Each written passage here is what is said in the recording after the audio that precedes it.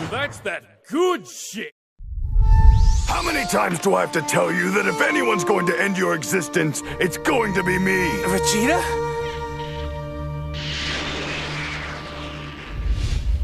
It was as if death was a dream and I just woke up. How can this be happening? I am a super elite, the prince of all Saiyans. Soon all will know I am the strongest in the universe. Your fighting style reeks of arrogance. Ego infects your techniques and makes them impure. You think you're entitled to greatness. Is that supposed to be insulting? I used to fight for the sheer pleasure of it, for the thrill of the hunt. Oh, I had the strength unmeasurable. I spared no one. My motivation was to be the best, to be the greatest Saiyan alive, as I always had been. Until Kakarot came into the picture, that is. Kakarot's success was like a demon in my head. How could he be a Super Saiyan when I, the Prince of all Saiyans, could not? I will cut you down inch by inch. I am Prince Vegeta! The way you have cut down my pride!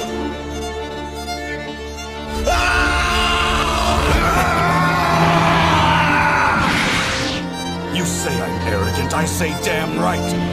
That's pride. Pride in the Saiyan I am. The mighty prince of the ultimate warrior race. You may have invaded my mind and my body, but there's one thing a Saiyan always keeps. His pride! The E-Militia Podcast, Episode 68.5, Saiyan Pride and Anarchy as a Lifestyle. Enjoy, weebs. Hello, and thank you for tuning into the E-Militia.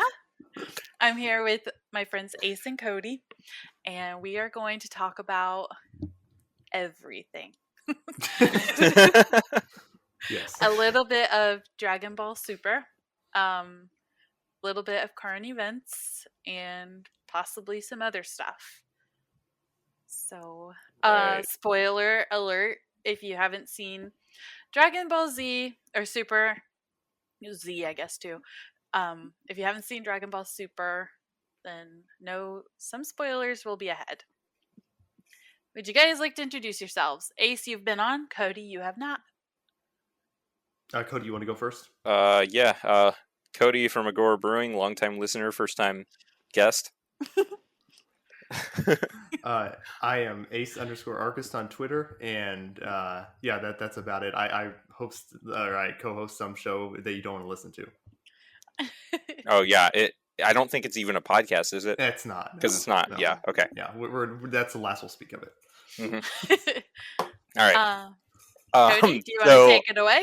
Yeah, I was just gonna. I guess I'll start off by saying that this has been kind of something that's been on my mind for a long time, and also, that some of us have been ranting to each other in text messages and whatnot about some of the arguments that go on Twitter, and it's one of these arguments that we've had since I've been on Twitter, which has been since like 2016, 2017. And you've been on longer, Melissa. But it's this whole, yeah. I don't know how long it was for you, but like, as far as libertarian Twitter is concerned, or Liberty Twitter,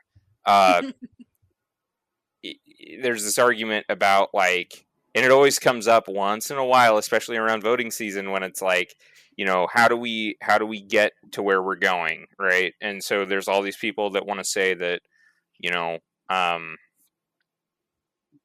using it's okay to like vote defensively and things like that, and which is one of the arguments that Spooner made that I disagree with, and we can get into that later. But it's just it's the whole means and ends question, and you get a lot of people out there saying, nah, means don't matter, whatever.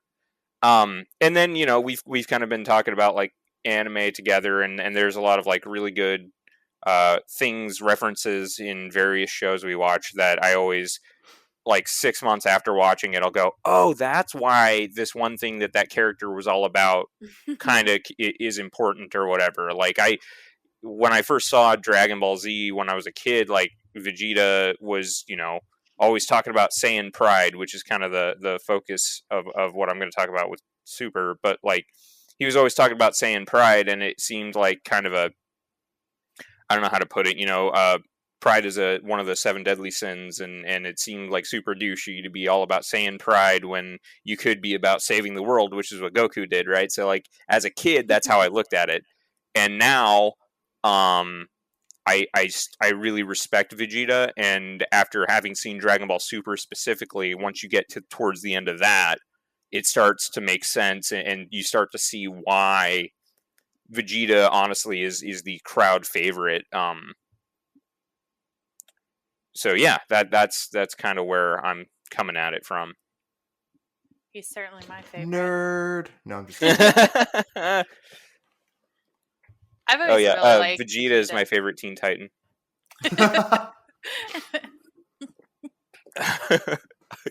Yeah. So you've always liked Vegeta, and since you saw it, so that's interesting to me, because I always, I think I was watching. Oh man, I was watching an episode of what's the one where it's the 2 brothers doing the house remodels, but they were doing it for this couple that were like nerds, and they literally had battle stations for playing video games. It was so cool.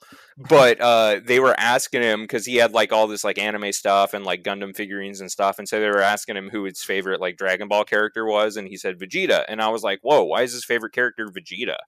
But apparently I had never actually watched it all the way through to know why, and so now I do, and I'm like, oh my god. So yeah.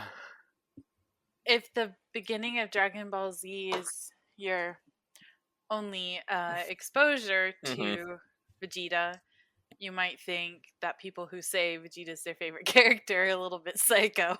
Yeah, it's like, oh, you like the bad guy who's just there to blow up the world and steal its resources. Like, I think maybe of all the characters in Dragon Ball all together, maybe besides possibly Piccolo, Vegeta has the most character development. Mm-hmm. Yep, I agree. Well, and it's dynamic across his character as opposed to like with Piccolo. So spoiler alert starting right now. So this is going to be covering with Piccolo is part of Dragon Ball Z, the original Dragon Ball, is that he started out as like one character, King Piccolo, but then he splits like that. It turns out that King Piccolo is a split of his soul. So there's bad Piccolo and good Piccolo. And so, like, in the end, what happens is he gets reborn, like, the bad part of himself gets reborn and grows up without all of the stuff that made him bad. So, like, yeah, he's got, like, bad tendencies and whatnot, but he's not the bad guy like he was in Dragon Ball. So in Dragon Ball Z, he's a completely different dude, and they end up talking him into being, like, a better person and all this. And so he has that growth, but eventually, like, it does the whole, like 2 characters become 1 character, become 2 again, then become 1 again, whereas Vegeta is just, essentially a human being the entire time, minus the fact that he's a Saiyan, and a super warrior. But, other than that, he's the most human character of the entire series. Mm-hmm. So, yeah, so that's the difference between those two. So, anyway, yeah, going back to the Saiyan Pride thing, I think I'm trying to... Oh, yeah, okay. So, I don't even know where to begin, I guess, because there's a scene, there's a bunch of stuff, like, if you watch, like, the scenes where he's defending Bulma's honor and stuff like that, like, that's when you really start to like him and realize that, like, he's, he's actually more of a family man than you would ever give him credit for, or he would even give himself credit for. And then there's, I guess, I don't want to skip right to the end, but, like, there's this whole, like, thing, there's a way that they play him off in the final arc of Dragon Ball Super where, like, he does the Saiyan Pride thing. He builds himself up by himself, as opposed to what Goku does, where he just, like, keeps, like, adopting all these techniques from other planets and other, fighters. And Vegeta says, well, I'm going to just figure out how to do it on my own. And it seems really kind of, prideful, but it's actually kind of cool because he doesn't take shortcuts. So you get to the end of this tournament, and Vegeta finally ends up getting knocked out with the entire universe at stake and his family at stake. And he says, I'm a failure, as he's falling. And my question is was he a failure? Because to me, the entire series of Dragon Ball Super or the entire series of Dragon Ball is playing up like Goku as this, this savior character. He's the guy who just fights for the sake of fighting, and he becomes the strongest, and then he wins all the time, and everybody's kind of cheers him on for that. But if I feel like if this were real life, Vegeta shouldn't be considered a failure at all, because just because the story wrote him out to end up not being the one to finish off, the final big opponent in the tournament. And he can, like, in real life, I think Vegeta would be the guy that because even if he did lose a fight, you would respect him more. And I think that's why he ends up being the favorite character for so many people. And there's also something to be said about like this idea of like losing on your own terms type thing, right? Where it's like it can be viewed as a defeat from one angle, but really this it was you achieved what you wanted to achieve with the defeat, right? You know what I mean? Yeah, I agree. Like, Bushido, the Samurai Code of Honor type thing, right? Where it's more. It is better to lose honorably than win, is like being deceptive or something like that. Yeah. And that kind of plays into, oh man, what was I gonna say? Sorry, I completely that'll play. No, you're right. No, that was that's a good point. Well, I was just trying to remember, because I do this thing where like my brain will go in all directions, and I have to remember the first thing I thought, because that was the one I cared about. But I was thinking it's going to get into our conversation later about principle, because when, like I was saying at the beginning with some of the stuff online about principles and whether or not we're getting things done, and people don't want to lose, but there's a level of stoicism to it, and there's a level of, like, how do I put this, like maintaining your own humanity in holding fast to what you believe regardless of the outcome, right? And that to me is really, really important. And I think people need to, even if there is losing involved, I think people need to sort of get over that. You know what I mean? It's kind of like like being a sore loser versus being someone who knows that they fought their hardest and didn't compromise who they were in the process. Right. I think is important. But so that's going to bring me to I'm going to throw some Stirner in, because this is what I always do. And then I'm going to start just like reading off these points I wrote in my outline. But this is the last thing I'll say about Dragon Ball Super, and then I'll kind of bring some stuff in later as we talk. But Goku is super spooky, and like I said, the entire series plays him up like, he's focused, he's got this ideal, like he's gonna be stronger. That's all he wants to be, is stronger, right?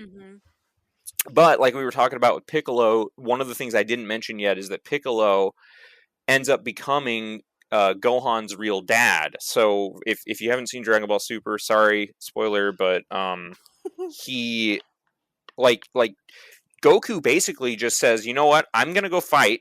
So Gohan, I'm gonna leave you here with Piccolo, who was the bad guy up until 5 minutes ago, and Piccolo is gonna make up to me all of the badness by training my son. Well, eventually what happens for the rest of the series is you find out that Goku basically neglects his entire family and is constantly leaving, constantly you know, basically not even negotiating with his wife, in how to deal with this. He just leaves, finds some way to weasel out of doing anything around, you know, their home, and just leaves to go fight Boo, because he's like, well, I got to do it because I want to. And so Piccolo ends up being Gohan's real dad. There's a lot of emotional stuff there, which is why he was my favorite, because I never saw the rest of Dragon Ball Z. And then Goku, so this is kind of the thing. This is what Stirner was talking about, right? So you have an ideal that's become so entrenched, that's become fixed. This is what they call it in, like, if you read books from that time period, even non-Stirner stuff, they'll call it a fixed idea. If you read Dostoevsky's Crime and Punishment, he calls it the fixed idea, right? And that's even, I mean, that book was written in opposition to Stirner, like straight opposition to Stirner. But they keep referring to the same thing, this idea of a fixed idea. So the fixed idea for Goku is just strength, and that's it. That's all he's got. He sacrifices his relationship with his family, and then the anime plays it off like, oh no, they all love him anyway. But it's like, no, you're sacrificing your relationship with your family in order to acquire strength, and in order to, you know, even though you are saving the world, that's the only saving grace to the entire situation. Because if you put him in any other capacity, like if he were a non-Saiyan, he would be the biggest piece of crap you've ever met. I mean, seriously. If he didn't, if he didn't have all these special powers and the ability to go to the world of the dead and train and then come back and then go fight, and like, good grief, man. So as a really quick aside, if you think about algorithms, don't make fun of me for what's popping up on my TikTok, but there was this video where they were talking about which anime characters, or actually it was about how they're attracted to characters who present a bunch of red flags, and Vegeta was on the list, and I I got super ranty and wanted to lose my mind, because I'm like, first of all, Goku, terrible father. He doesn't even know like how he had a kid with Bulma, like, because he doesn't even know what kissing is. Oh yeah, Chi-Chi. Yeah. And all the other stuff, he like neglects his actual duties, and it's like Vegeta pretty much lays down his life for his family. He agreed to get married because he thought marriage was food, and they agreed. They were like, "Yeah, there will be a feast at your wedding," and he goes, "Oh, okay." Yeah, it's like, what? Now that is a red flag. Yeah, right. Like, maybe don't date a guy with the emotional maturity of a 12-year-old. Yes, that was just a really quick aside. Yeah. Well, and that's his background. I mean, he was literally raised in the woods, and all he did was train and fish, like, apparently, before he met Bulma. So, I mean, okay, we'll give him that, but still. Chi-Chi. I've got you calling her Bulma. Bulma when she first showed up and they started hanging out. But yeah. And then but that scene was hilarious when something came up where, like, Bulma mentioned it to Goku about, like, how babies were made, and he's like, what? I've never done that. And they're like, but you have 2 children. And he goes, yeah, I don't know. Yeah. Oh, man. He's like, but they're Saiyans, and we're the last of our kind. It's not like she went off and slept with somebody else. Anyway, so yeah, he's sacrificing everything in the name of his ideal. And then Vegeta, in the flip side of this, is a guy who values what makes him him. You know, he's a Saiyan prince. He has a family. He seriously loves Bulma despite all their bullcrap. You know, like, he's really, like, actually a decent dad and a decent husband, you know, despite their quirks. And he tries to balance that, and the only reason he leaves to go to this tournament when he has a newborn child at home is because Goku shows up and says, oh, by the way, this tournament, kind of the stake of the fate of the universe is at stake here, and yeah, my bad. I need you to come help because you're the strongest guy I know. And he's like, what the hell, dude? But he goes anyway because he has to now. And so there's, you know, that kind of thing to me was like, yeah, like you're right, Vegeta. It is absolutely ridiculous that Goku would just show up out of the blue when you have a newborn child and be like, hey, you should go to this tournament with me. And then the only thing that should drive you to do that is knowing that if you don't, everything could get destroyed. So yeah, that's all I can say. Like, I don't think Vegeta was a failure. I think the anime did that on purpose just to be like, you know, because I feel like, and I don't remember when Dragon Ball Super came out, but I feel like the more modern you get, and the more like Dragon Ball Super plays to everyone because it's so popular. Like there are Japanese, you know, animes that are, I feel like, less popular, that are going to have philosophy in them that you're not going to hear anywhere else. But with Dragon Ball Super, to me, it felt like they were showing two sides of an argument, and then they showed one side winning that I didn't think actually won. You know what I mean? Right. Yeah. Yeah, so that's all of my opinions on Dragon Ball Super before I start talking about libertarianism and then, you know, repeating the line, where's your Saiyan Pride, over and over and over. I see where you're going with this, though, and I like it. Yeah, where's your Saiyan Pride? So I've said it now, and I'm probably going to say it 10 more times. but it's like a hollow victory, right? It's like, yes, you sacrificed everything to win, and now what are you left with at the end? Yeah, exactly. Well, and it was funny because I won't spoil this part, but you'll be interested to see how everything actually ends and what makes the decision on whether or not things get blown up. It's kind of, it's one of those really annoying, you know, omniscience things that they do because, you know, what's his name? The little Master of the Universe guy, Zeno, Grand Zeno. Yeah.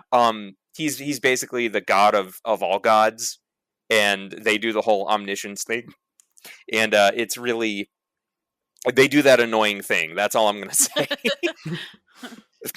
Anyway, so I've got some points written down, and I'm just gonna read a couple sentences, and then I'm gonna let Ace go, and then we're gonna see how long we can go on that before I read any more sentences. Cool? It's one page, so we'll see what we do here. And we kind of practiced for this the other night, and I don't think Ace realized it, but he was saying some of my points before I could read them. So, so this is what I have written down for my first thing. So I've already kind of said this, but members of our community saying, I don't care how it gets done. If the state were to make me more free, I would support that. And then my response is, ends don't have means, means have ends.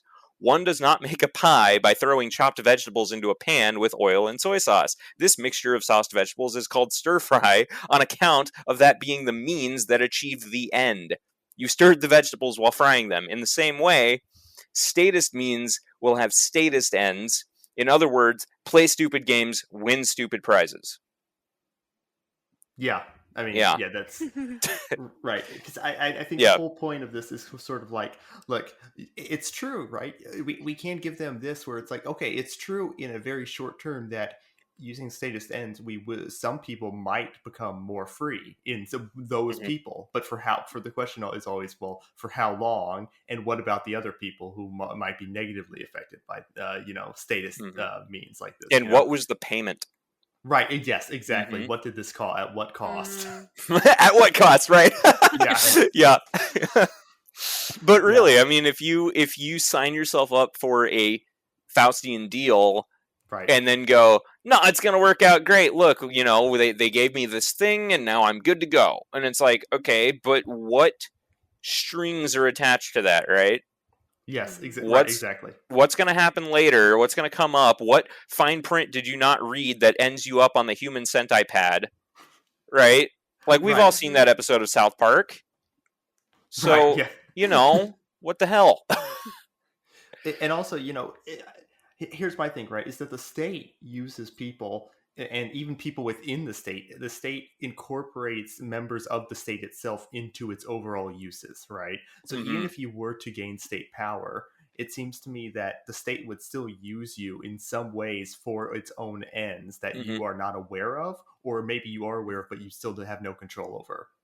Well, that was a thing with Trump, wasn't it? Like, Yeah. even if you thought that Trump was a radical and that no one expected him to get the presidency, Right? and I mean, you can kind of tell that because he didn't get 2 terms, which is usually what happens, right? So, I mean, they got rid of him as soon as they got the chance. But in the meantime, the way that they manipulated, the way that they used his words against him, the way that they did everything with the media, it was designed to make him a springboard for tyranny. And Monica Perez talks about this constantly. She's like, look, there's a dialectic happening, and it's just like drawing the bow before the arrow can fire. You have to pull that string all the way back. And that was Trump. He pulled the string back, and some of this stuff was in motion before he left office. Like some of the vaccine stuff, some of the, like, a lot of this crazy crap that's starting to come out in the news today was happening in 2019. You know, it was happening before Trump left office. Right. And to say something about Trump, right, is that the best thing about Trump was not anything he did politically. It was his destabilization of the political image itself. You know what I mean? It's that he might have radicalized some kids, right? That's right. It was a synthesis of both him being in office and his opposition together that created this, this disillusion of authority within the eyes of the masses. I think that is one thing you can give him, but it does not have to do with his statehood. No, you know what I mean, his no, and you don't have to like him to think that that's real, right? Like, because I absolutely don't like him. I never have, but I looked at it and I went, "Oh, this is interesting," because all the people who don't like him are going to look at the state and go, "So this isn't legitimate anymore." Right, and maybe from even an accelerationist perspective, it's actually better for like someone like if like, let's say your goal is to red pill the right in this country or something like that, right? It might actually be better and I think it is, for Biden to be president, for that opposition to be there, right? Because what Trump did was he said, he gave people hope that they could be saved. Do you know what I mean? Through politics, that's what he gave the right. And I think it's actually better that he's not there to possibly radicalize one segment at least.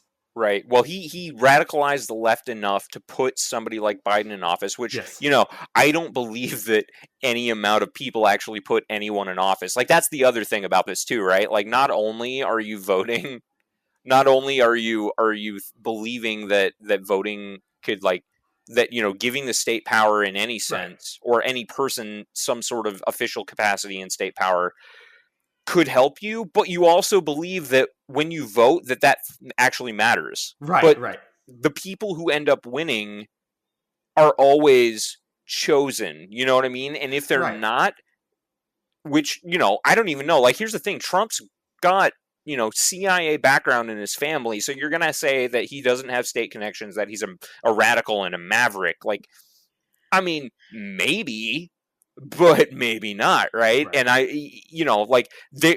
it's like they put up 2 options and either one works. Like, what do they call that? The tree where you pick yes or no until you get to the bottom. Oh, yeah, I know what you're talking about. I forget what it's called. Yeah, it's that, right? Like, it just goes to the bottom, and the bottom is the same answer no matter which path you take. And like and going back to what you said, right? Like, what does the vote actually do? Like, if you just look at Biden, for example, does anyone really think that Biden himself is actually doing anything? Exactly. You know what I mean? It's not him; it's the apparatus around him that is. Like, he's practically, in almost a literal sense, a puppet on a string. Well, I mean, there was that day that there was that video going around of Biden saying something about what was it? He said, "My butt's been wiped." No, not that one. Not that one. Okay. The drinks blood. Drinks blood. The drinks blood part. Yeah, thank you. He said that twice. Two right. Well, he said something about because he was asked and he wouldn't answer, and what he said was something about the right. Like, he just deflected and said something about the right, and I don't remember exactly what he said, but I read that and people were like, well, what is he actually trying to say here? This is just mush mouth. And I said, it's what he's doing is he's playing to this idea that the right are conspiracy theorists. Yeah. And so he's saying, okay, we don't drink baby's blood, and here's this other thing that you believe, so why should I believe anything you say? But the way that he said it was so bad. Like, it was just buzzwords. It was a pile of buzzwords. There was not even a complete sentence in there. It was weird. But I was like, well, that makes sense. If all you need is the cognitive ability to repeat some buzzwords at the right time, you don't even have to say a complete sentence, and people will eat it up. It's like they know exactly what you're going for. Well, it's also the idea behind like political rhetoric in general, right? You leave something vague enough so that people can infer their own message onto it. It's like there's a biblical was it eisegesis versus exegesis in like biblical terms, where it's like exegesis is pulling things out from the Bible, and eisegesis is when you put your own interpretation onto the Bible, something like that, right? So it's like that's what people do with politics. You get these political speechwriters who'll just tell people, who train these politicians to talk in certain ways, to where it's like, oh yeah, they can say just any old common phrase, and the media can just say, oh look, he meant this, right? And it's off to the races from there. So then it can be, I mean, at that point, it's like some combination, and you think about like all the CIA pundits and the FBI pundits who end up on CNN and everywhere else. It's like, okay, so the media is really just an employee of the CIA and the FBI, depending on which outlet. And so if they're running the show, then they can just make the president say something generic and then spin it so that it says whatever they want it to say. But then I was also thinking that the way that they use those buzzwords, like, you got to realize how Pavlovian the whole thing is. So I say something and your mouth salivates, right? Like the dog, when I say park, knows, hey, we're going to the park. I was sitting there at the auto shop today, and this lady next to me, we were talking about dogs for some reason, and she brought up that like she started spelling PARK because her dog had figured out park. Well, now her dog's figured out PARK. Yeah. And I'm like, okay, so if a dog can do that, imagine the way the media literally controls your brain by eliciting responses from you. Yes. Like, they're just using aesthetics to drive your brain in a certain direction so that you go, okay, this is what he means, and this is how I need to support whatever, because so-and-so bad, right? Orange Man bad. We don't even have to say any words. We just say Orange Man bad, and it all makes sense, right? Are you familiar with who Nick Land is, Cody? I've listened to you guys and Bird talking about him like crazy. Yeah, Nick Land has this awesome critique of democracy that I think is really, really good. Essentially, his critique of democracy is that it's like democracy, ostensibly what it's told or packaged as, is that like the power of the people, right? The people make the decisions, and they're the ones actually, making changes, making decisions in society. But really, the main ruler in a democratic society is the media, because they're the ones who are able to shape and determine what public opinion is available, right? Yep. Because they are the gatekeepers in any society, and they determine what news stories go up, how the news stories are framed, how they're delivered to the people watching their screens, and what type of associations words mean, just as we were saying, right? So it's like if the media can just like create associations with certain words, then they can essentially, they're rewriting language in real time. Yeah. Well, and I mean, it's like putting. I don't want to say. I mean, it's kind of like when Michael Malice says that the NPCs are running .exe, right? But it's even more simple than that, because it's not a script. It's literally just a word that triggers an aesthetic feeling in your brain. You don't even have an argument. All you have is a feeling. Yes, but that feeling is enough, and it's crazy. Yeah. Yeah. I don't remember what else I was going to say. Well, but like you're so right, because when most people hear an argument, they usually associate words with how those words make them feel rather than the meaning of the word itself, right? So if like there's been a politically charged word, you're going to have a visceral reaction to it, even if the word is fairly benign, right? Oh yeah, you know what I mean? I remember there was one time I was working with some girl, and she said something about something her son did, and she had a very young kid. And she goes, "Oh, that's so gay." And I was like, "What?" And she goes, "Oh, no, I wouldn't use that as an insult." And I was like, "Wait, what?" Like, in my head, I was very confused because at that time, I was still in the mode where, like the last time I heard somebody get called gay was in high school, you know what I mean? And it wasn't nice. So she's like, "Oh, that's so gay," and I'm like, "What?" Yeah. So it's like you're saying, like we're changing the implication of words. Yeah. Right.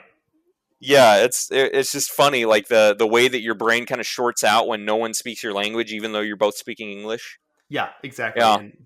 Yeah. And I could go into like a whole like post-structuralist rant about like how language is interpreted and stuff like that. Oh, but yeah. That would completely derail things. So I'm Just not gonna listen do it. to birds thinking like a potato, and then see how long you can last. that's Because a I great- still that's haven't a great gotten past halfway in that. Oh, really? Yeah. Yeah. Go thinking like a potato on the old Friends Against Government podcast. Yeah. I definitely recommend reading Deleuze. I will plug that. Yep, right plug now. it. Yeah. Nick Land and Deleuze. Yes, absolutely. And read Stirner. You know, even Yeah, if you sure. don't like him, even if you don't get a whole lot out of him, like he was the first, like one of the first guys to get like that.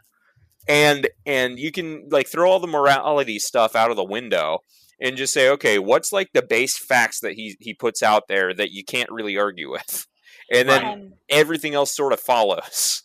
Do you guys have a specific? Okay, so a very little known fact, maybe well known fact: our listeners will read whatever you recommend, and 1,000 then they plateaus. will come to me and ask for more. So Right. if you could maybe name some specific works or send them to me afterwards to link. I can name some for Okay. Deleuze. So start with logic and sense, the logic of sense, I believe it's called, and then start with difference and repetition. Don't read 1,000 Plateaus until you've read those two, because unless you're the type I of haven't person even heard that from you. Unless you're the type of person who is insane like I am, and you like to dive right into this like hardest work possible from an author first. Yeah. If you like that, then just go ahead straight for 1,000 Plateaus. But if you don't want to do that, just read the first two I named. Also, if you want to get into Nick Land, Fanged Noumena is a collection of like little essays he has packaged into a book. Very good. Okay, Very cool. weird, but very good. Yeah, and then for Stirner, it's The Ego and His Own, the one published by Benjamin Tucker. That's my personal favorite. There is also The Unique and Its Property, which I think is a more literal translation, and I don't know if it has the same writing sense as the other, but I think maybe some of the wording might be easier to understand in English. It's just that there's a way that he writes that I think is portrayed well by the Benjamin Tucker version. So if you look that up, The Ego and His Own. What else would I recommend? I'll just go with that for now. Yeah. So I'll just jump into the next one since that was pretty deep. Okay. So continuing on from that point is that to believe that any means can achieve any end is reminiscent of other open-mindedness to the point of absurdity views, such as, quote, all faiths point to the same God, unquote, and, quote, all cryptocurrencies are simply different units for measuring the same value, unquote. See my article on that one. So that's, I see a lot of these things that I think are the same. It's the same thing applied to different topics. And to me, when you say that I can use any means that I want to get what I want, right? All I have to do is have enough power, right? It's like, right. It's not that the electronics have to be built a certain way or that the logic has to make sense. It's just that the power source has to be big enough to fuel the change that I want in the world. And that seems to be the way that people go about it. And as soon as you start justifying voting and you start justifying, oh, well, if my senator proposes this bill and we get enough people for it, and if participating in the LP, gives this message and elects people to local governments and slowly frees people on account of, better people being in office, like, I don't know, man. It's just, to me, first of all, you need something that lasts longer than a term. And you also need to understand that, like, the means, like I said, you can't just use anything to get what you want. Like, obviously, like I said, a pie is not a pile of vegetables with soy sauce in a pan. Like, if I want anarchy, then I have to be an anarchist. The verb be, right? Mhm. Right. If I'm going to be an anarchist, what does that mean? Well, one of my later sentences is that I've been spending all this time talking about permaculture and prepping for intentional community. And what is the point of that? Is because I'm trying to be an anarchist. If I can get the state out of my life, great. And I think in the long term that's better, because if I can have a relationship and a family and I raise it to in this environment where they think that's weird, that's going to be deeper and longer lasting than simply electing a guy who passes a law, or better, in the case of Trump and Biden. And even further back, like it's more apparent now, but like even during Obama and Bush and everybody before then, like for decades and decades and decades, it was executive orders, right?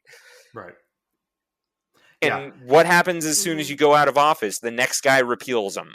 He just says, well, it's an executive order. I just turn it on and off like a switch. There's no Congress here. There's no long-lasting, tradition and constitution to it. It's just, I wrote down a rule. I said, go do it. And then when the next guy got into charge, he said, no, we're not going to do that anymore. It's like, okay, and? Yeah. And I actually, before I critique this, I do actually want to steel man the point. They're like what the opposition's point would be to this. So the point there, if I could give like the best case possible for them, right?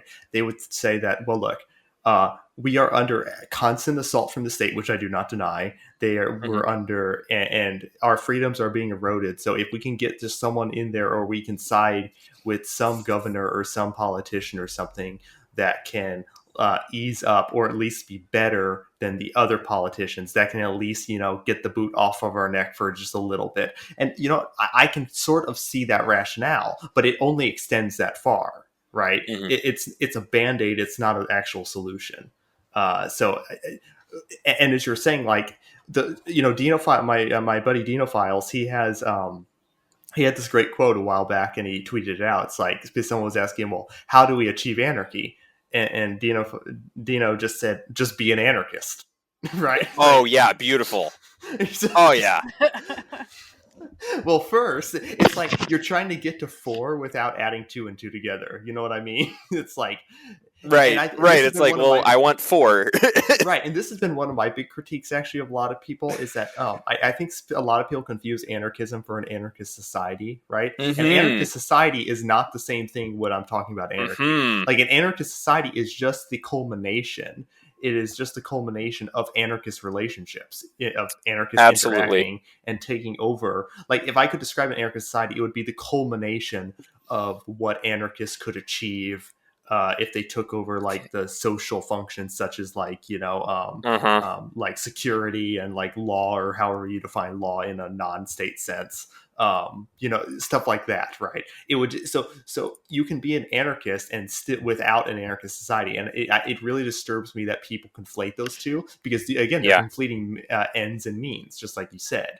It's like, no, you can, every time, like, the 3 of us right now are within an anarchist relationship right now. So we are in the means. It's both a means and an ends simultaneously. You know what I mean? It's like we are in the means of creating an anarchist society, but we're also being anarchists simultaneously. So you almost have this weird, like dualistic approach. Okay.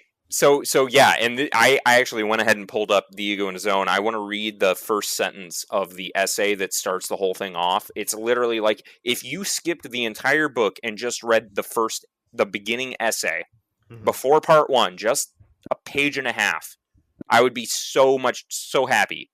Okay, because here's the thing about Stirner, right? And he talks about spooks, and he talks about fixed ideas, and the fixed idea that you're talking about right now, Ace, is society.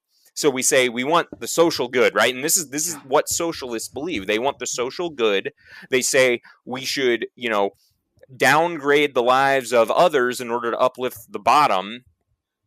And in doing so, the average social good will be increased, and therefore social good will be increased. And that's all we care about. We don't care about the individual lives that we destroy in the process. Right. And so there's not much of a difference to me between, and this is my main critique. This is why I do not call myself a libertarianism, and why I do not call myself an agorist anymore, is because both of those, a libertarian might participate in party politics, and an agorist is right to criticize that, but an agorist still has the idea that what we're aiming at is the social good. And so we Yes. say, well, we can end the state by evading taxes, right? And it's always end the state.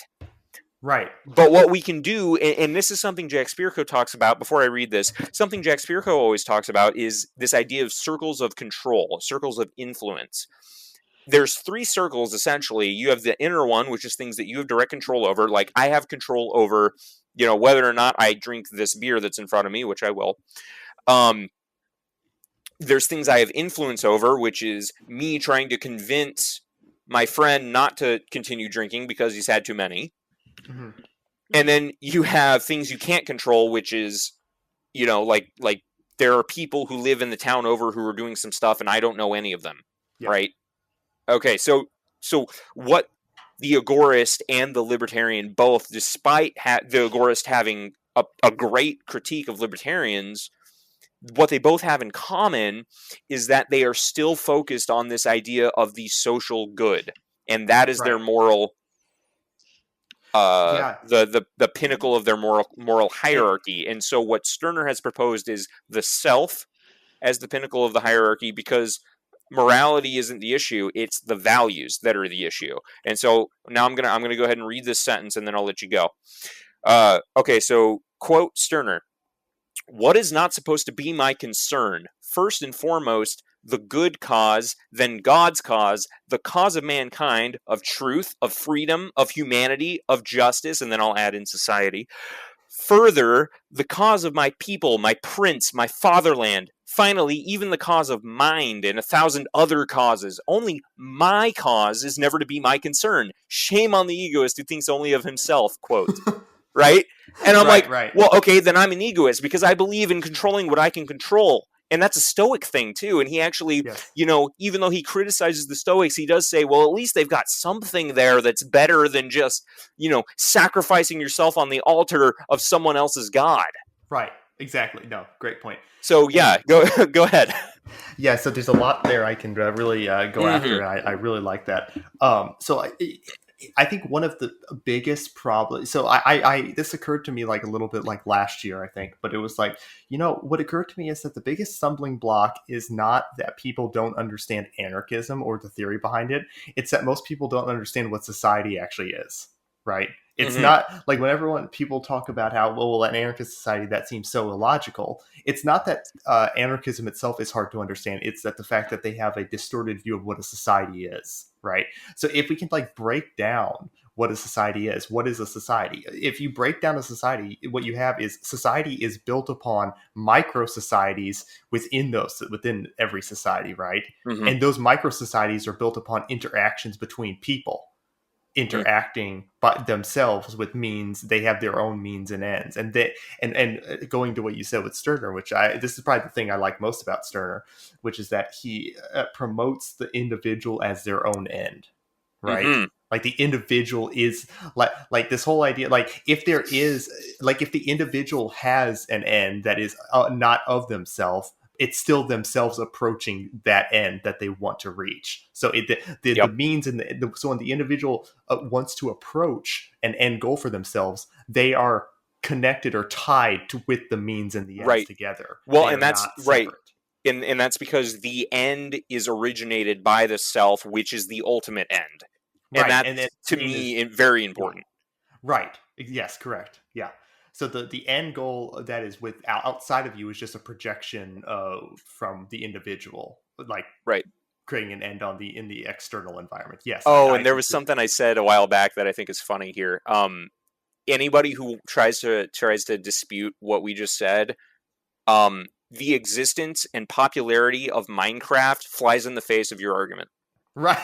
Because Minecraft doesn't have a story or any kind of quest. Right? People have been playing this thing for years before adventure mode and story mode came out, right? It's a game where all you can do is just kind of move things around. Oh, and maybe you get hungry after a while, and if you don't eat, you die. Okay, do stuff. And then people start building these amazing, there are cathedrals. Hell, there's a thing, I forget the company that made it, but there is a server out there that has banned books in Minecraft Yes. books in a library built in Yes. Minecraft that people can access using a VPN They to can get read it. things that their country has said is illicit. Yes, and they can never be erased. It's like there. It's like Yeah, it's amazing, right? Like this game is Right. just, you plug yourself into a world, and that's kind of what life is. You show up here, you realize, well, okay, I gotta eat. I'd like to have meaningful relationships with the people around me. I'd like to make friends. I probably don't want to make too many enemies, even though, there's certain people that I really find distasteful. But I'm going to sort of interact with the world in a way that gets me to where I need to go, and where I need to go is my own decision. And that's the part, that last part is the part that a lot of people don't want to recognize, is that it's up to you. Like your career is something that people always, talk about, like, oh, you got to figure out what you want to do. But there's more to that, right? Like I've decided that what I want to do, and I've never felt more purpose in my life, is that what I want to do is create a place that is so untouched by the state, between me, a few friends, and my family, so untouched by the state that the people who grow up in such company are immune to the propaganda when they come out, because they see that and they go, whoa, you don't talk the way my parents talk. Right, exactly. If people were born into an anarchist society, and then someone proposed a state and they talked about what the state would do, people would look at them like they were insane, right? Like, what are you talking about? Yeah, exactly. And that's I mean, I've been saying that since I called myself an agorist, which is, right, I'm not weird, you're weird. In response to a statist. I'm not the weird one. You're the weird one. Why should I Stop leave? it. You're the one who sucks. Yeah. Exactly. I love that quote. Yeah. Yeah. Oh man. Exactly. But yeah, no, also something with Stirner, right? Like this whole idea of like, well, what does it mean to be an anarchist, right? Well, I've thought about this for a while, but when you really look at what the state is, right?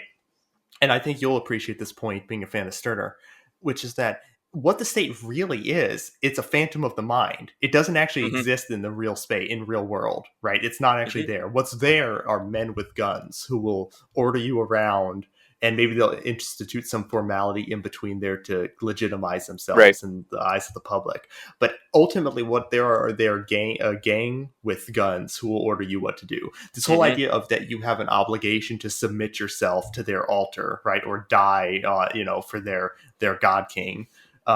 In some foreign war that you have nothing to do with. That is a phantom of the mind. The whole thing that, well, I am obligated to these people just by the nature of being born, right? That's just complete fantasy. So the first step into being an anarchist, in my view, is it's a mental reformation where it's like, oh, I'm already free in some sense, and these people are just trying to impose themselves upon me. I have no obligation here.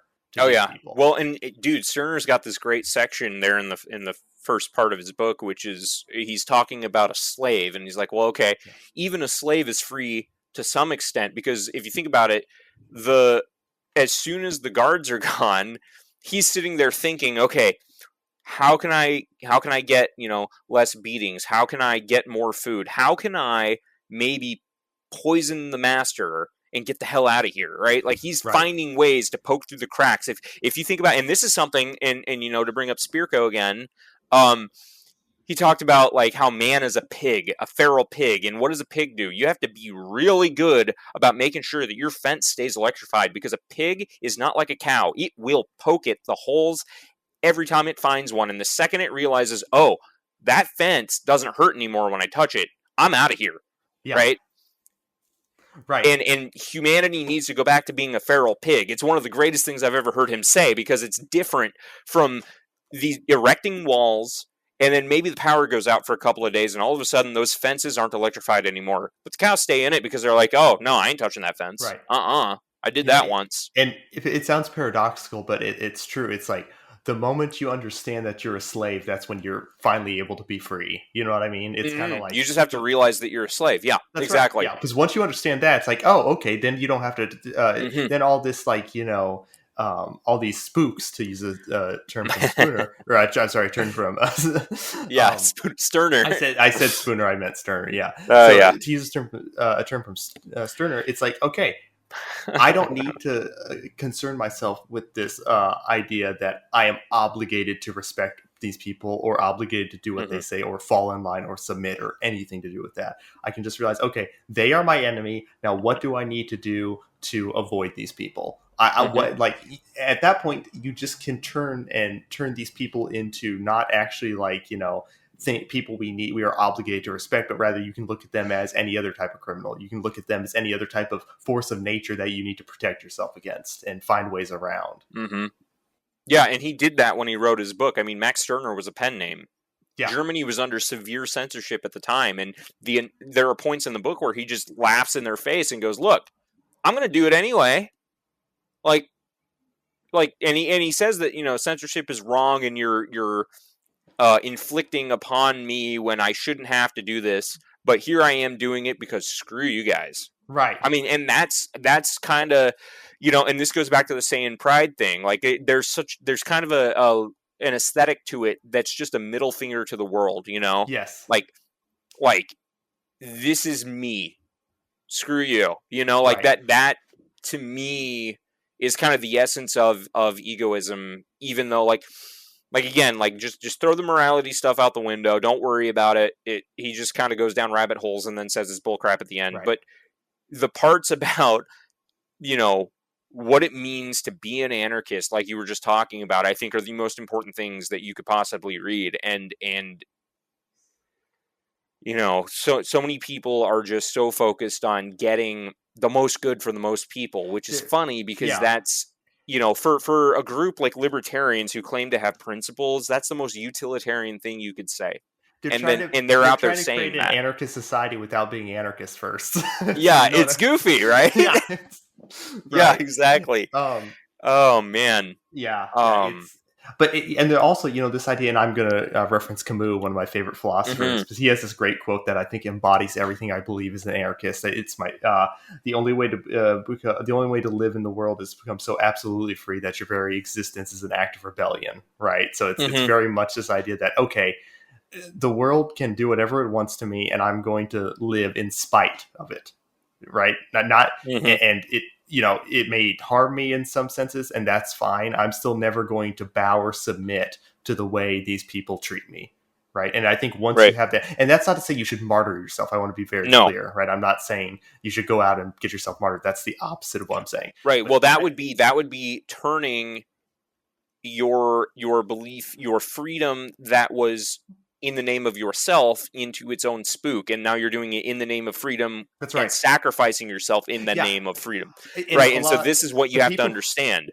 Yeah, the people who go out and martyr themselves are actually working into the state's own ends when they do this. Because their mindset is that because those people are actually less free because the state has consumed every part of their existence. They're like an animal trapped in a corner and all they can do is attack. You know what I mean? Because they feel that there's just no way out but to just go out in a blaze of glory type thing. And I think that actually works to the state's ends more than it does to freedom. Well, and I think it plays to this idea of keeping your cool, because like if you're playing, like even playing video games or getting into a fight or playing poker, the second your heart rate starts to go up, right?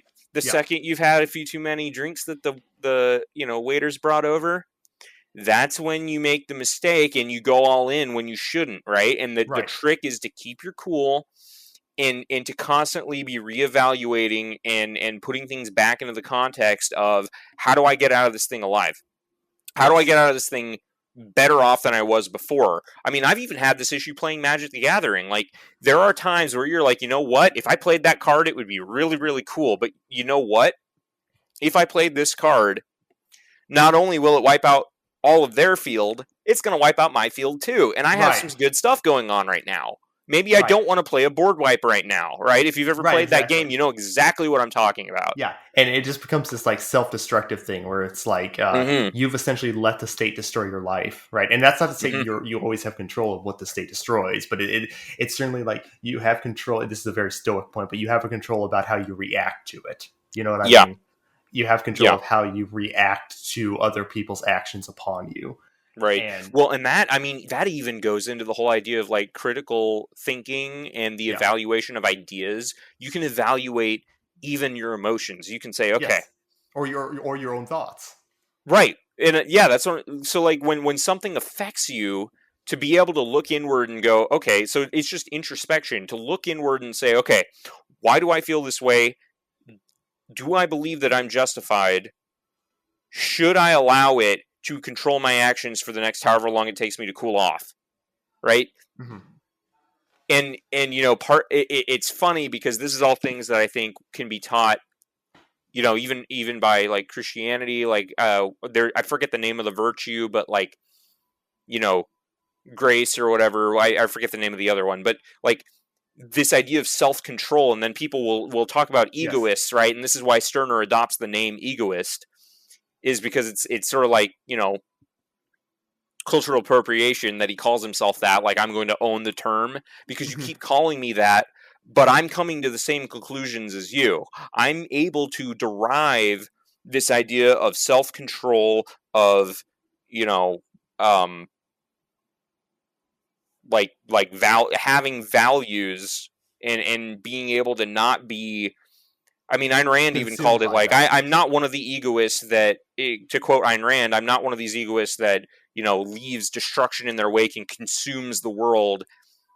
Right. I'm, you know, a radical individualist, or a rational human being, as they would call it in objectivism. Right. So, but it's funny because all she's doing is rehashing the argument, but Stirner's not alive to defend it anymore. Right. And what he's really saying is, look, like, I'm gonna call myself an egoist because fine, I'm a dang egoist, right? But right.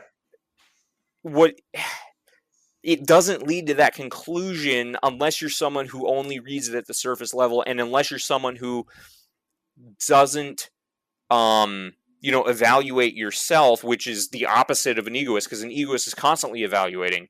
And really it comes down to, like, if you look at criminals, the difference between criminals and non-criminals is time preference.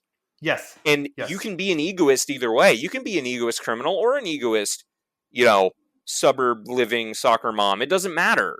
That's right, yeah. It's your time preference that matters. And so if you know, get into economics and you say, okay, well, if I lower my time preference, I can have more things later. Oh, well, as an egoist, it might be a good idea, you know, to make friends and to have good relationships and to, you know, not burn all my bridges and, you know, try to steal from people every chance I get because I'm just trying to get stuff. Like, that works if you're a crackhead with high time preference. It doesn't work when you're, you know, trying to live a life that actually lasts and is meaningful. I also want to jump on one point you said with the time preference in criminals. This is a great point I brought up before, where it's like, this is actually one of the reasons why laws altogether are stupid and actually do not prevent crime in most cases, is that most criminals have such high time preference that they generally are I don't want to say most, but a lot of criminals who are in jail are not able to understand the consequences of their actions directly, right? They found this a lot of times with like psychopaths and stuff like that. So like really dangerous criminals are actually not persuaded by like future threats. You know what I mean? Right. Yeah. So this idea of like police as a deterrent, it doesn't work because like these people, when they get angry or desperate, all they're thinking about is that thing that they want in the moment, whether it's beating the crap out of you or taking your stuff. Right. And they don't care, you know, it's not even that they can't even think about it. It's they don't care because they're so overwhelmed with whatever it is that is driving their time preference through the roof. Yeah. And so that's why I always get annoyed when people criticize egoism on those grounds. It's just like, well, okay, but I'm me. I'm not that guy. I'm not the crackhead down the street. I'm me. So criticize me as myself. Don't criticize me for valuing myself, for having self-respect. Right? Because that's all I view it as. It's just I have enough self-respect to recognize, you know, my own sovereignty and how my interactions with the world affect my sovereignty. That's all I care about. Those two things. Right. Yeah, absolutely. Yeah. So I'm going to keep going because I actually have quite a bit more, and I'll just. Okay, yeah. I tell you what, I'm going to finish this section, and then I'll just see if we got any more on that bit that I had written on that subject of status means is that one cannot simply drop their principles for 5 minutes in the act of committing a crime and then pick them back up as they leave the store with an armful of shoplifted goods. Either you believe that stealing is wrong, or you don't. There ain't no such thing as a free lunch, and you seem to be trying for one philosophically. If you hate the state, how can you possibly entrust them with your freedom? If they are the ones granting it, they can just as easily take it away. I've spent the past year talking about permaculture and prepping in the context of intentional community for hours on end and staying way past my bedtime on work nights just to be called dogmatic, bullheaded, and selfish because I refuse to participate in party politics. Last, I'll say here is that whether or not the politician is malicious or actually believes their own BS is irrelevant to the fact that they are snake oil salesmen. If you believe in the market, then participate and stop buying crap from institutions you detest. Yeah, no, exactly. I think, well, okay, here, let me play devil's advocate here for a second. Okay. Because I want to try to get into the mindset of what someone else who opposes what you said would say. I think they would say that, well, yeah, that's all nice and good, but ultimately, principles, what are principles going to matter when we're being loaded into a boxcar by the state, right? They'd say something like that, or they'll say that, well, what are your principles going to get you when everyone else does not share your principles, and now because you didn't use state power, now your enemy has amassed state power, and they're going to use it against you. Mm-hmm. Ooh, that's a good one. Well, it brings to mind that book that Cotton always recommends, Man's Search for Meaning. Yeah. And I haven't actually finished the book, but in the beginning of it, the author, who is a prisoner in a concentration camp in Germany during World War II, is noting that there are, there are the prisoners, and then there are, what do they call them? The prisoners that are acting as cops for the rest of the prisoners. Right. Yes. There's a name for it. Even if I haven't read the rest of that book and I don't know what Man's Search for Meaning is all about, because I got past the history lesson and got into the psychology and kind of stopped reading for a minute, and haven't been back to it in a bit. But even if I haven't read the rest of the book, the one thing that I can say is at least I'm not one of those that oppresses my fellow prisoners. Sure. And my question to you would be, where is your Saiyan pride? Where are your libertarian principles if you're willing to just give them up? And to point out that when we're talking about self-sovereignty, you're giving up your self-sovereignty when you give up your principles. Whatever those are. Whatever your principles are, you decide for yourself. And the second you give power to an institution that wants you under its boot, you are no longer an individual. You're just a number. Your social security number might as well be your name. That's my answer. Yeah. And I don't know, if you value the individual, then the first individual is yourself that you should value. Right. Yeah. So I think I would also say to that, it's sort of like even if we accepted that, because I'm sort of agnostic on this point, but I definitely lean towards your perspective here. Even if someone was able to grant state power, people think that the state is just a tool, and I actually think that's kind of an incorrect view of it. I think it's more than a tool. I think the state has its own ends, right? It's not just this, thing for the taking. The state apparatus itself, even if there are different aspects of the state within what we would call the state, they still have their own ends and means, and they're fighting for them. You know what I mean? And with them. Right. So even if a libertarian or someone was able to take state power, I still don't think they'd be able to control the machine. You know what I mean? I think that they would become, in some sense, a cog for the state's own ends. The state would, because what the state does, the state apparatus, is that they incorporate things, even opposition, into their own uses and use them for their own gains, right? You see this with right? The state will cause increased drug crime because of like with drug cartels, and then they'll use that as an excuse for more laws and more enforcement, which will create more feedback loops. So they do this all the time. So it seems to me one of the like best examples against that is that the state is a wild beast and it's very hard to tame it. And even if you do get in there, at best, I don't think you would have much control. And at worst, you would be appropriated into their ends. Yeah. Well, and I think the key thing to remember here is that how many people are state employees? How many people is that? Like hundreds of thousands, right? Yeah. Okay. There's like 800,000 people. Okay, so there's like 800,000 people in there. It's not a single institution that you can just grab the steering wheel of and continue on. Like, well, I got rid of the guy who was driving the car, and now I'm driving the car. No, like, if, every individual piece of the car is working towards a particular ends, it doesn't matter what buttons you push, they're going to do what they want because they are people with their own will. Right? Right. It's not like the O2 sensors in your car have a will and can just tell you that there's a bad reading when there isn't. Right. Like, yeah, maybe when it goes bad, it does that, but that's because it's deteriorated because it's an object, not a human being. A human being makes decisions as it goes, and those human beings all, including you, now that you are a part of the apparatus, have a financial incentive to continue the apparatus. Right. Yeah.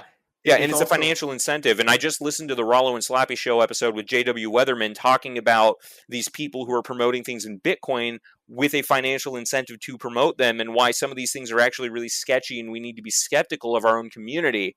And that's the same thing with the state. You just got to look at the incentives, follow the money. Right.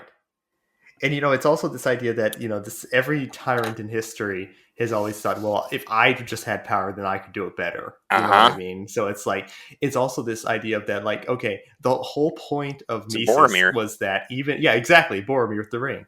And, the whole point of Mises is that, ultimately what his whole thesis is in human action is that, look, even if you were able to achieve this, there's no possible way you would have the knowledge necessary to make this beast work. It's impossible to attain the amount of knowledge to actually formulate. Like if your idea is you're going to get control of the state and then you're going to essentially use it or steer it to create the society that you want, it's like, I just question. Whatever knowledge you gain when you make a change, it's like one of those toys where you squeeze it and everything blows out in between your fingers. Right? Like things change all of a sudden. You go, well, now there's a shape different. It doesn't get smaller. Right. So and it's not just knowledge. I mean, that was more Hayek's point, but with the socialist calculation issue, it's such a mechanical process, right? Yes. Like with the pricing mechanism has to be pure for the price to work as it should. Right. And when you take that away and you say, I'm going to, it's like Guy Swan always says, like, you have perfectly fine functioning kidneys, and maybe you went in for a regular checkup and we said, well, you know what, your numbers are looking a little weird, which you can't really, you got to question the data gathering and how they determine that. But they say your numbers are looking weird. So what we're going to do is we're going to pull out your kidneys and we're going to hook you up to this machine. And then we're going to manage all of your nutrition and everything to make this machine work right so that your body works without your kidneys. Right. Right. And it's like, well, okay, but my kidneys were fine. They were doing what they were supposed to do. When, just because my pee changes color when I drink a Monster doesn't mean that I'm sick. It means my kidneys are doing their job. Right. Right. And so when the market does funny things, you don't go, oh, well, I need to point a gun at it and make it operate the way I want it to operate. No, you say, hey, something fishy's going on there. We ought to wait and kind of see what happens. And if there's foul play, there's foul play. But to institute a law that affects everyone in an industry or everyone in an economy, even such as with taxes, you're destroying the ability of these people to make any kind of knowledgeable decision, and they are the only ones who can make that decision. To bring Mises and Stirner back at the same time, the individual is the one who has to make the decision. I have to be the one acting with my money and my time and my labor and resources. Right. So here I am saying me again as an egoist, and shame on me, I guess, as Stirner says. Yeah, shame on me for being an egoist, right? Right. Yeah. So, but I do think it's an interesting point because, like, also like I do get, like, I do sympathize and empathize with these people's fears, right? Because I feel like fear is the main driving point for them to like jump towards the state as an answer or just as some like type of thing. Because it's like, look, these people feel powerless, they feel helpless, and it's like, look, here's this big central mechanism that we feel like we could possibly take hold of and try to turn it on our enemies. Like, I do get that instinctual impulse. I understand and sympathize with it, but I just don't see how it can go any type of way that's good, at least in the long run. Well, so what I would say to that is, at least Nick Fuentes is honest about it when he says, I want to use the state to crush my enemies. Right. I mean, because a libertarian says, well, I'm all about freedom, blah, blah, blah, blah, blah. Oh, by the way, you should vote for my party. Oh, right, yeah. Like, well, wait a minute. You're all about freedom, but you want to be in control of everyone's freedom. Right. That doesn't make sense. Yeah, it's why I don't, like, if there's going to be a libertarian party, I just want it to be a bully pulpit. You know what I mean? Like, that's all I want it to be. If there's going to be a party, it should just, like, spread the message and at most... Right. I actually have more respect for people who actually like would run if you're going to like play like political subterfuge. I'd rather you actually do it as like a Republican or Democrat. You know and this goes back. This is how crowdfunded government went out with a bang, right? He's like, oh, we should take over the Republican Party.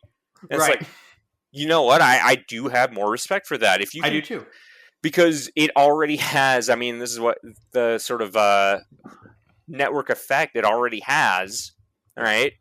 If you can jump in there and get your name out and just, and this is why I think Ron Paul was so successful. The Libertarian Party has been around since the 70s, and yet Ron Paul was our most successful guy.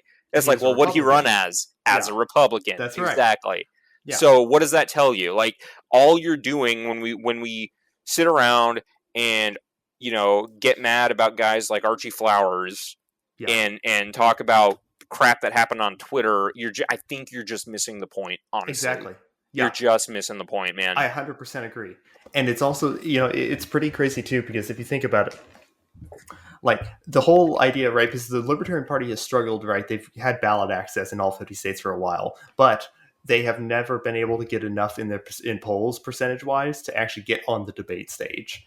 And who made that rule? Well, the two parties made that rule so that they could squeeze out any after, like, what was his name? Bob Dole ran as a third party and got in the debates. They like, no, we can't ever allow this again, and we're going to shut this down.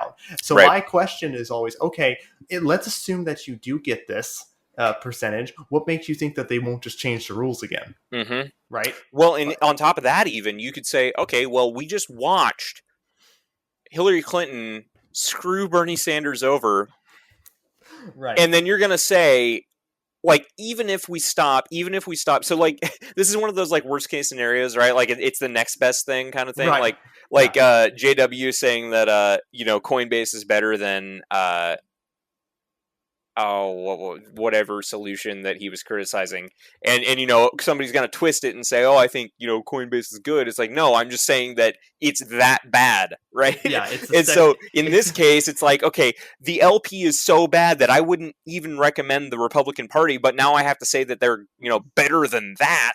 Right. Because even in the party system, you see things that happen to Bernie Sanders and you go, okay, so if I keep participating in this system, they're only going to keep shoving me back out. And so why am I wasting my time on this crap? Yeah, exactly. And, these are libertarians who are supposed to understand incentives, and especially state incentives really well, and market incentives. So it's like, I always ask them, it's like, okay, what incentive do the powers that be have to let you take over? Like, what is the incentive here? What do they win by doing this? I don't get it. And it's funny because for a community that's so close to like the conspiracy world, we seem to be very pro democracy at the moment, and it's like, Right. since when do we believe that democracy is a thing? Like, it doesn't even exist. It's not that it doesn't work, it's that even if I vote, the person who gets elected has nothing to do with the paper in the box. Right. There is a middleman between us and power. And Yeah, we're and there trusting was- the middleman, and then we're saying, "Oh, I hate the state," but the state is the middleman. Right. And also there was a middleman before they even voted, which was the media.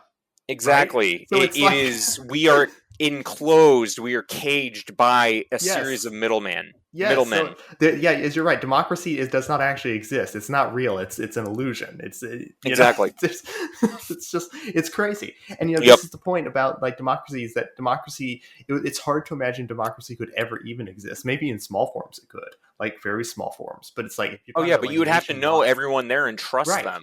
If you're talking Yeah. about nationwide, there's always going to be someone who is talking about, okay, this is when the vote's going to be. This is what these are the two people you're going to be voting on, right? There's always going to be other factors that like underpin what the democracy is actually about. So the idea that the people are empowered in democracy is just an illusion. It's not real. Yep. That Oh, what was I? And I was going to say, so even Go ahead. in like such a small society, so they've got this thing called Liberty Cities coming out now. And one of the stories that I read on this thing is that, so you got this guy that had gotten, here's what he did. So he goes and he starts a Liberty City, and he helps them get it set up, and there's like 3 council members. It's a very small town, right? It was unincorporated originally, and the reason they incorporated is because they didn't want to get sucked in by the city nearby that was growing. And so they do that, and they say, okay, we're going to be a Liberty City. Here's how you set it up, blah, blah, blah. Well, the guy that sets it up goes off and gets involved in Republican politics down in Texas and stops helping them with their thing. And here's what happened, right? So you think, okay, it's a small town, it's a tiny community, like just several hundred people maybe. And even in something that small, the council members started to have some disagreements. And you know what happens? The lady who's trying to run it right gets abandoned by the other 2, and they start having council meetings without her there. And because, hey, it's 2 out of 3, we're the real one. They hard forked it, right? They literally hard forked it. And so I go, okay, so even like democracy is such a sham. That's all I got to say, man. Right. Yeah. No, it absolutely is. And it's, as you're saying, like tying it back to like the Libertarian Party, it's like, I just like this, like, okay, like I'll agree that the Libertarian Party is looking better than it has in the past, but as you said, it's not that the Libertarian Party is good. It's just not as bad as it once was. Right. Exactly.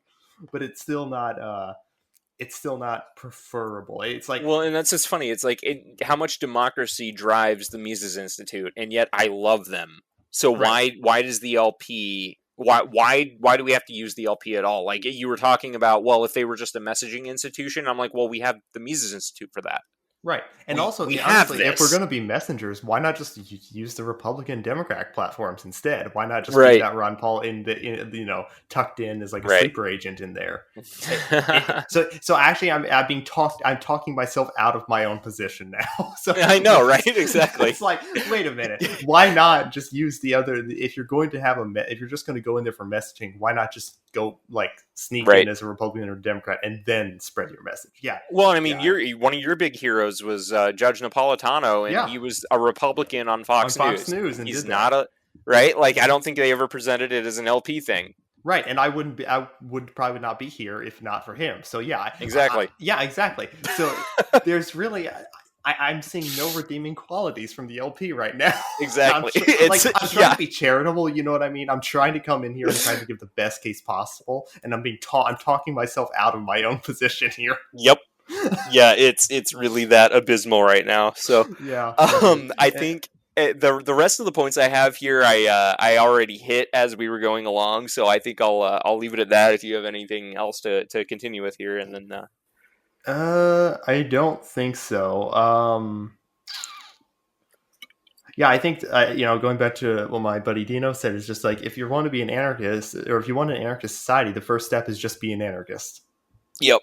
Just like, understand that you have no obligation to these people, and most of your daily life is lived in anarchism, and you should try to form bonds with the people around you, try to like network and stuff like that with people, and create like parallel institutions to disconnect people from the state. That is one point I do want to end with beforehand, is that I think one of the big problems, like a lot of libertarians get accused of being atomized, like they're just, they have no community, or, they don't advocate anything like that. But in reality, it's the state that is the ultimate atomizing agent in society. And they have to be, right? Because what the state does is it takes already formed communities and it has to break them down, right? It breaks communities down piece by piece, and it has to reform them so that those people, those little actors or agents that were a part of a fully fledged, fully formed community,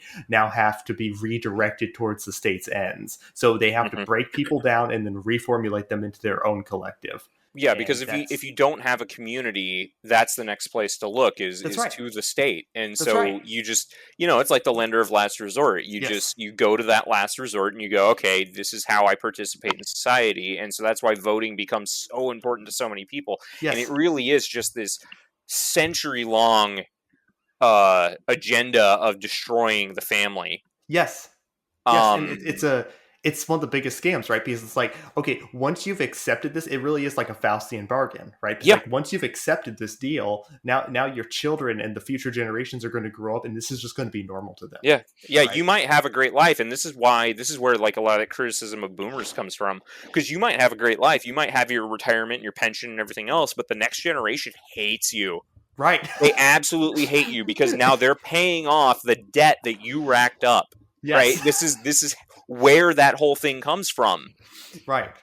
Yeah. So it's absolutely just like you have to like in my view, like libertarians should really focus on, it's like, no. We're actually very pro community, and the state is the one who is actually the one who destroys communities, because we have a huge amount of ammunition there, right? It's not just some rhetoric piece. We have a lot of historical examples of them doing that thing.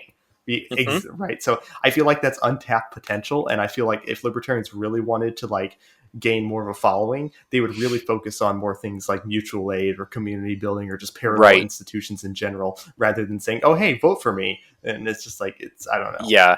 Yeah. Well, the whole thing that's funny about like the mutual aid societies and things like, when we say at Childeberg, like, okay, that's your thing now, right? Like, why isn't it somebody's thing to start some sort of fund for the group, right? And it only applies to people in the in-group, right? We have the in-group, right? So I was just going to say, add to that, that's a great point. I remember Tom Woods made an excellent point that I'll never forget. And he was talking about like how these conservatives, like the Heritage Foundation, for example, spend like $500 million like each year, some insane number like that, trying to overturn Roe v. Wade, abortion, right? And it's like, and he made this point, it's like, just imagine if they took all that money and they like created like clinics for would-be mothers who are poor. Yeah. Right? Oh, yeah. Imagine the difference they would make if they just took all that money, all that time and energy and money they used, and they just formulated this into creating a parallel institution that gave these people another option. It's like, that would be, I don't know anyone in society, I don't know how anyone in society would not say that's honorable, that's a great thing they're doing. Right? It's like that. I don't know how that would. Well, I mean, it's an honorable and great thing to serve people a decent chicken sandwich, but apparently that's bad too. Right. So of course there's going to be somebody to complain about it. But of course, you know what I mean, though. It's like, I know. Instead of wasting, instead of scamming these old ladies out of money each year, trying asking for donations to overturn this thing. It's like, oh, what if we just build this thing and let people come? It's like here's the thing, right? Libertarians are. I'm sorry to go on this long. I know we were no, this is good. This is exactly why I brought you. Okay, thank you. But it's like libertarians are really good at like Aristotle proposed Aristotle invented like rhetoric, right, or formalized it. And there's logos, which is logical reasoning and thought. And then there's pathos, which is like emotion. Like you when you're speaking, you have to connect it to like some type of emotional connection to get the audience on your side. But then the most important thing in my view is ethos. And ethos is this idea that you have to come and you have to present yourself in a way where the audience you're speaking to or the people you're talking to and to get them to do what you want is you have to make it clear that you're on their side and you're not their enemy, and that you're speaking from a place of authority in the sense that you know what you're talking about and you're not trying to swindle them. And libertarians are really great at logos. They're really great at logical reasoning, but they're terrible at presenting themselves in a way that makes them not seem unthreatening to people, right? Because most people, when they hear libertarian, they're like, "Oh my God, these people just want to take all this stuff from me that the state is giving me, and they will just want to leave me broke and homeless," right? Because that's what people think. Yep, they hate poor people. Yeah. And you have to show them that no, that's not true. And if you think that's true, we'll just look at what we've done. Yep. Well, and that goes to the whole. Why I'm so happy that Childeberg Town is called Childeberg Town and not, Anarchist Freedom Fighters United. Yes, exactly. It's like, yes, no, we're just chilling out. Like, this is what we do. Like, we're just here to have a good time and crack a beer and garden and whatever it is that we do. Have some comedy shows at a distillery in a state where most of the people there are from like halfway across the country. Like, this is what we do, right? And, if you want to get people on your side, I think the first step is you can't be an asshole to them. You know what I mean? Like there's a certain point where some people they absolutely deserve to be treated like assholes, right? So I'm not saying it as a general 100% rule, but if you're trying to convince people, you have to show them that you're not going to hurt them.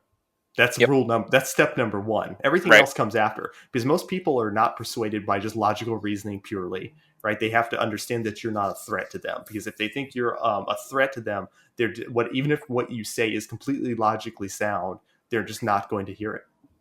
Right. No, yeah, that's I've had that conversation on Twitter so many times where it was I took the angle of it where I was like, I'm just going to prove that this guy's a jerk in front of everyone.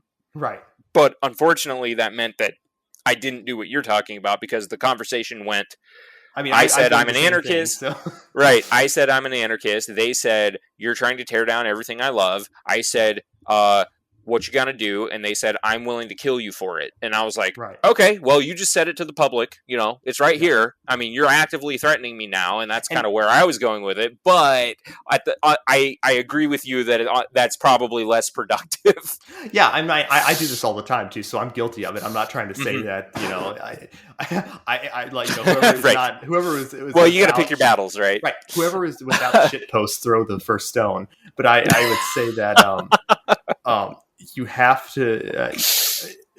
Some people deserve it, and some people do get woken up by that abrasiveness. That's like, no, you're wrong, and screw you, right? So I'm not saying that's wrong entirely, but generally, if we're talking about like what needs to happen, is like a strategy first and foremost. You first need to show people that, I'm not your enemy here. That's the first thing, and I think libertarians have done a terrible, terrible job of that.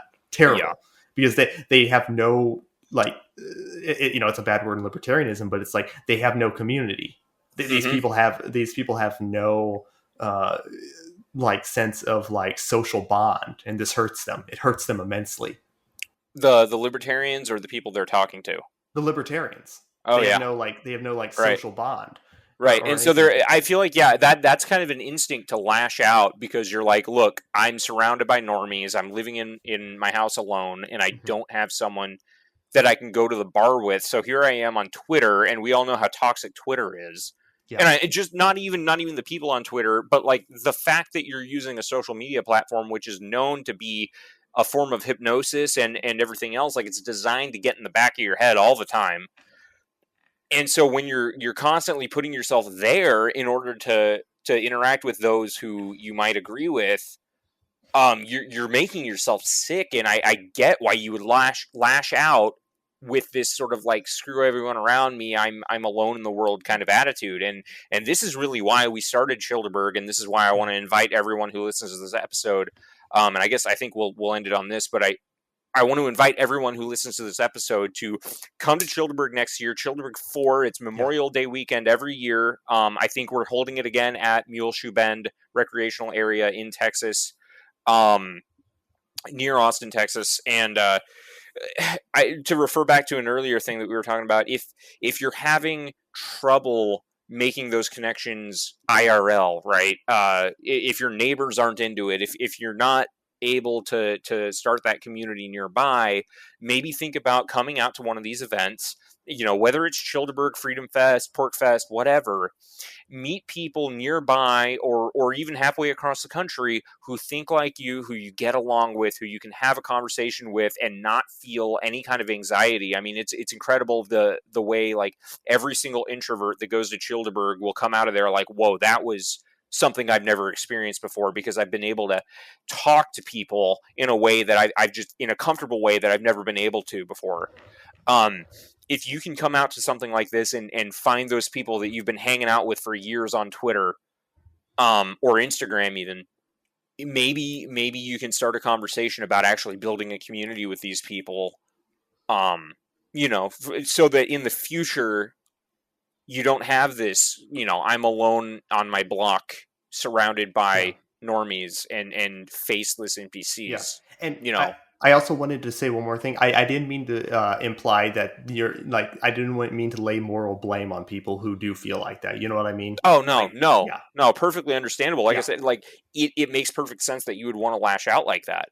Yes. But on the same grounds as like the abortion point that Tom Woods made, we're out here, we're trying to build something that everyone can come to and can experience so that they don't have to take that route, right? Yeah, that's right. And that's the difference. And this is right. This, to go back to the moral argument, that is the difference, is that I am building something, we are building something that is going to be positive for the people who experience it, as opposed to abusing something that's already there for our own gain here and now. We're doing the low time preference thing. We're building up and we're providing an alternative. And that's what I care about. That's being an anarchist in my view. Yeah, 100%. So, all right. I think that's a good place to leave it. What do you think, Mel? Mm-hmm. Okay. All right. Well, thanks a lot for listening. Have any plugs or anything? I give my plugs at the beginning. I'll let Ace go. Well, thank you for listening. If you have any questions for Cody or Ace, you can find Ace on Twitter, and Cody, you just have to send a messenger pigeon. Yeah, I was gonna say I'm on. Well, I'm on Discord. If you're in a server, you'll know who I am. But I do have an email contact form on agorabrewing.home.blog, and then Ace is Ace_Archist on Twitter. So.